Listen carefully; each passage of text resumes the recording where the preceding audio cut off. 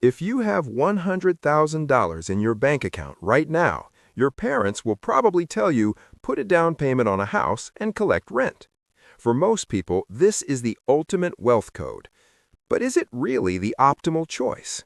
Today, we are stripping away all emotional bias and traditional advice. We're looking at pure mathematical logic. Real estate versus the S&P 500. Which one will actually build your wealth faster? Grab your calculator, because the numbers you're about to see might shatter your worldview. Let's look at Plan A.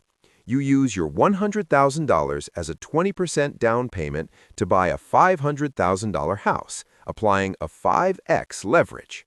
Most people only calculate rental income minus the mortgage. They see a couple $100 left over and think it's passive income, but they ignore the deadly hidden costs of real estate. You have to pay 1 to 2% in property taxes every year, expensive home insurance, unpredictable maintenance, and vacancy periods when a tenant moves out.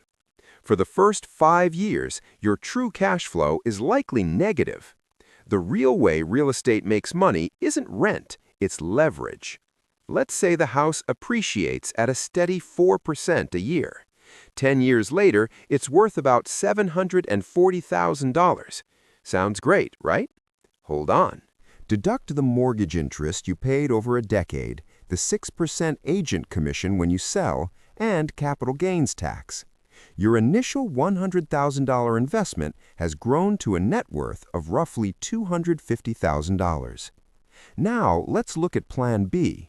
You dump that same $100,000 into an S&P 500 index fund. Historically, the S&P 500 averages an annualized return of about 10% when dividends are reinvested.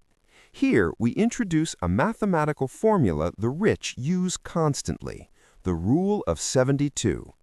Divide 72 by your annual return of 10, which gives you 7.2. This means even if you do absolutely nothing, your money doubles every 7.2 years. In 10 years, fueled by pure compound interest, that $100,000 automatically turns into roughly $259,000. Notice what happened here. You didn't plunge a single toilet at 2 a.m., you didn't evict a single tenant, and you paid 0 broker commissions. So, what is the pure mathematical conclusion? Yes, real estate with leverage in a good location can bring substantial asset appreciation. But you must admit the truth. Real estate is essentially a part-time job, and it locks up your liquidity. Index funds, on the other hand, are 100% true passive income. You can tap sell on your phone and liquidate in 1 second. This is the wealth logic. The real playbook of the wealthy is this. Build cash flow with high-income skills or a business.